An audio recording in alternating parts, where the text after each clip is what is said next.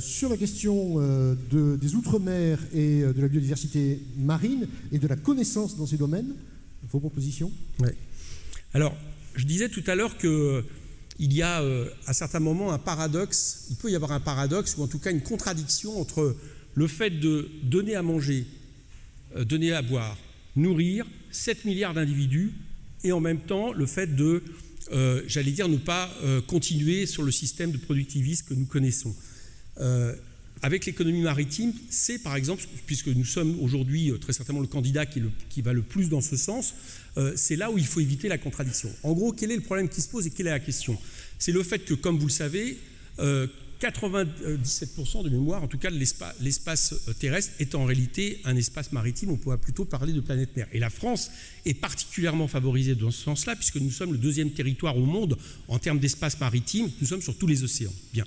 Donc on voit bien qu'il y a là une possibilité d'utiliser et non pas d'exploiter, une possibilité d'explorer et non pas de conquérir l'espace maritime au profit y compris de l'emploi. On pense qu'on peut créer 300 000 emplois, de développement de l'aquaculture et de développement de ressources marines. Mais la condition, c'est qu'il faut le faire avec justement toujours ce souci de règles vertes. Ça veut dire que par exemple, la pêche aujourd'hui doit répondre à la question qui fait que nous savons 30% des espèces de poissons sont en surpêche et que 50 et quelques pourcents, j'ai plus le chiffre exact, sont aujourd'hui menacés d'atteindre leur taux maximum.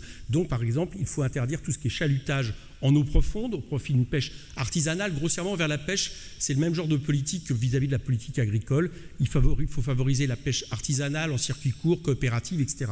Deuxièmement, le domaine maritime, c'est un gisement très important si on veut justement atteindre le 100% renouvelable en termes d'EMR, en termes d'éoliennes posées, flottantes, en termes d'hydroliennes, plus tard en termes d'énergie de la houle. Donc il faut là aussi investir considérablement. C'est aussi en termes d'aquaculture et de tout ce qui peut être produit, y compris du plastique, puisqu'on peut produire du plastique à partir des algues et de manière, là pour le coup, qui n'a aucune influence sur la question du climat.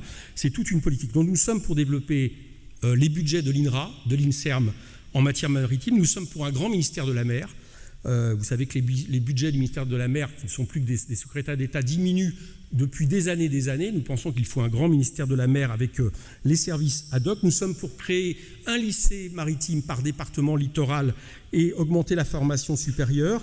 Et là aussi, je le dis, nous sommes pour faire en sorte que la France ait une action internationale très importante vis-à-vis de l'ONU, par exemple en favorisant que l'Arctique connaisse le même genre d'accords internationaux que l'Antarctique, c'est-à-dire qu'elle soit réservée mer, puisque c'est une mer de science, réservée à la science, à l'environnement, et que de la même manière, on protège aussi les hauts fonds aujourd'hui marins, et nous sommes aussi pour faire en sorte qu'on interdise toute exploitation d'hydrocarbures sur les surfaces littorales en France, puisque nous sommes pour arrêter avec les énergies carbonées.